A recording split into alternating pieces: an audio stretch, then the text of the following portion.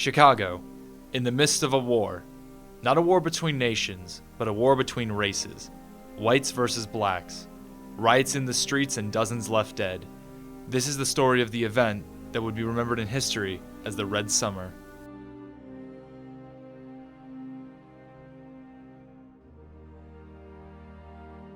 The Red Summer of 1919 was the breaking point of the ever-rising tensions surrounding the migration during World War I of African Americans from the South to the cities in the North.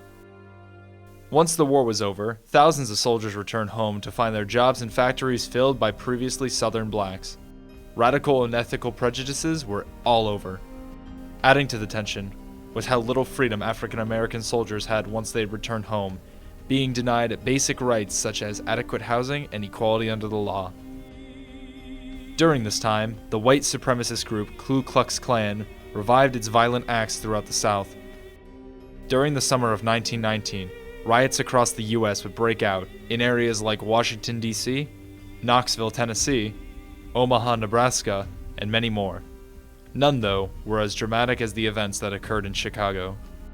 It was July 27, 1919, the fateful day that would cause the next week to rain violence on the streets of Chicago. Eugene Williams, an African-American citizen, had gone with some friends to swim at their local beach.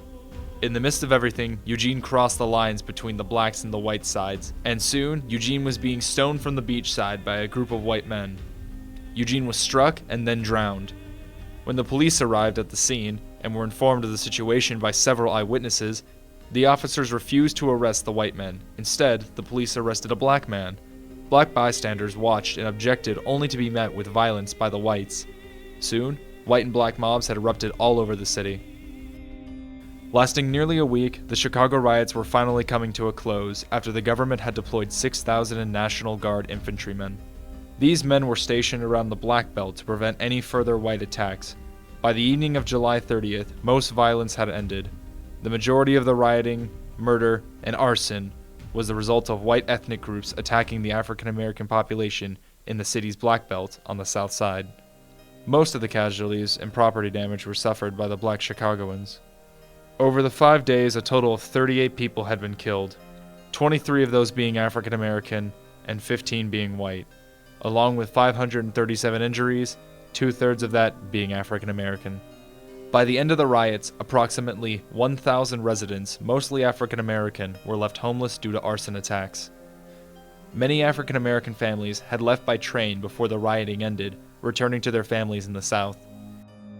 It was suggested to implement zoning laws that would formally segregate housing in Chicago and place restrictions preventing blacks from working alongside whites in the stockyard, though these measures were rejected by African American and liberal white voters. President Woodrow Wilson publicly blamed the whites for being the instigators of the race-related riots in both Chicago and Washington, D.C., and introduced efforts to foster racial harmony, including voluntary organizations and congressional legislation. The summer of 1919, later to be known as the Red Summer, marked the beginning of a growing willingness amongst African Americans to fight for their rights in the face of oppression and injustice.